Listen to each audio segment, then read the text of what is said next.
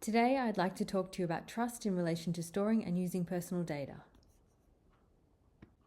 But first, let's think about what we mean by the term data.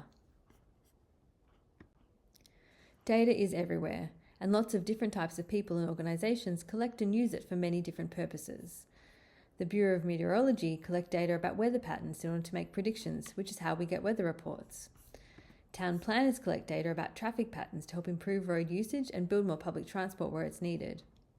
Hospitals collect data about the patients that visit their emergency rooms to improve their systems and be able to take care of people more efficiently. Data in Australia is generally classified depending on what information it gives to people about us. For the purposes of our discussion, it will be helpful for you to have some idea about the differences between different types of data. The first is personal data, which is any information about you, for example, your name and age. The second is sensitive data, which is a type of personal data. This refers to things like religious or political beliefs and ethnicity. The third is health-related data, which is another specific type of personal data and is basically any information that relates to a person's health. One type of health-related data that might be collected is genomic data. So what is genomic data?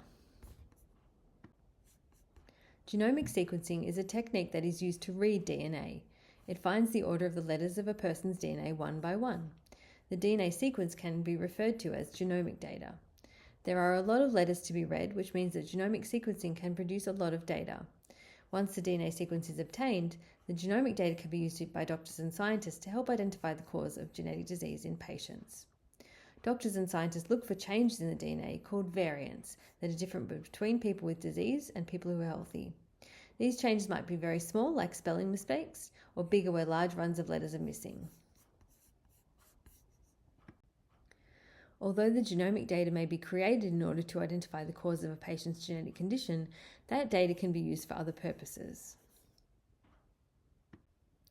One example is that the data could be looked at in the future by scientists to either diagnose or predict other health issues in that person later on.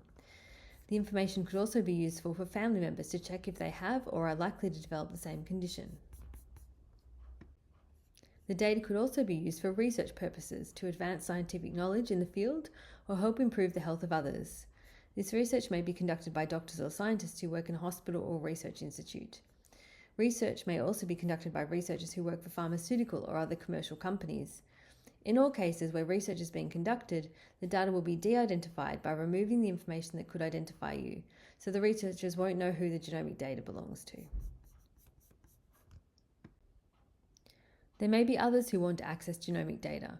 For example, government bodies such as law enforcement agencies may want to access genomic data to help solve crimes. Insurance companies may also want to access genomic data to inform how they decide on how much to charge people. It can also be used to identify who a person is related to or provide information about their ancestry. We are interested in which of these purposes you would be comfortable with your data being used, what would make you comfortable, and whom you would be comfortable with accessing your data for these purposes. Thanks for listening, and we look forward to seeing you in the focus group.